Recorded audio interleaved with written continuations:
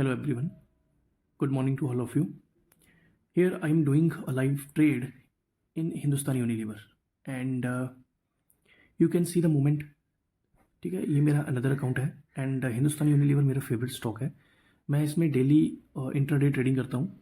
Okay and here मैंने कुछ loss book किया है. उसका रीज़न क्या है कि मेरी बाइंग काफ़ी ऊपर थी एंड यहाँ पे प्राइस एक्शन एक्चुअल में फेल हुआ था.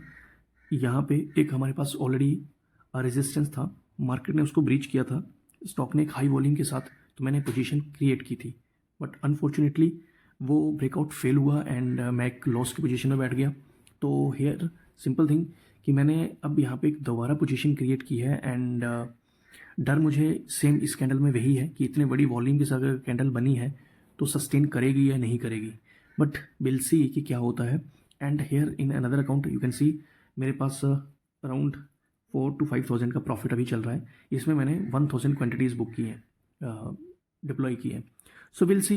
आई एम होपिंग कि एटलीस्ट टुडेज़ हाई जो है दैट 2122 का जो लेवल है वहाँ तक ये शायद आए. Mean not hopping but still the reason कि प्राइस एक्शन ही कुछ इस तरीके से काम किया, डाउन आया, देन इस लेवल पे वापस फिर से रिजेक्शन हमें मिल सकती है. But still we have to wait.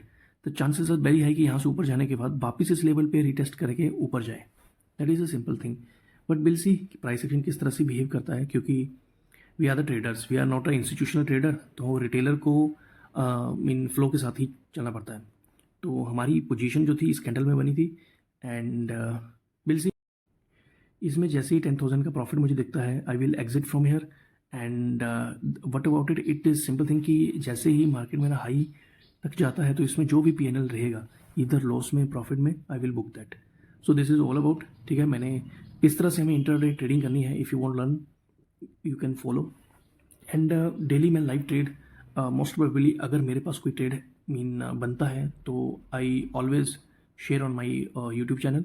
So you have to look forward. This is it for the day and I will update soon कि किस तरह से मुझे यहाँ पे पीएनएल जनरेट होता है. So that's it.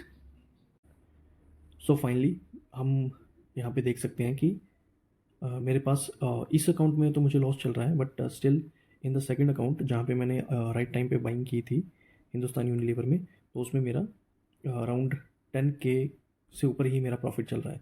So I am going to close this trade both side in this account and also this account. So this is all about कि किस तरह से हम इंट्राडे में एक अच्छा प्रॉफिट बुक कर सकते हैं with respect to whatever mean. कोई भी आप एक रैंडम स्टॉक कंसिडर कर लो, बस उस पर आपकी कमांड होनी चाहिए. आपको पता होना चाहिए किस तरह से उसका प्राइस एक्शन बिहेव करता है.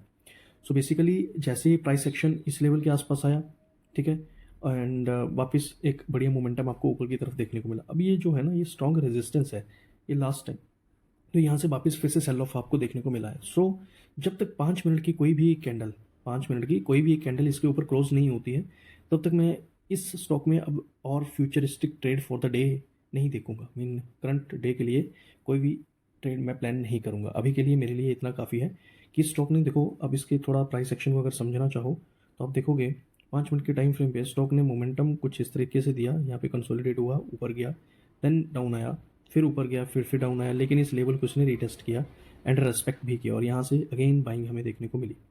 सो दिस इज़ ऑल अबाउट कि किस तरह से आप इंट्राडे ट्रेडिंग कर सकते हो एक पर्टिकुलर स्टॉक में.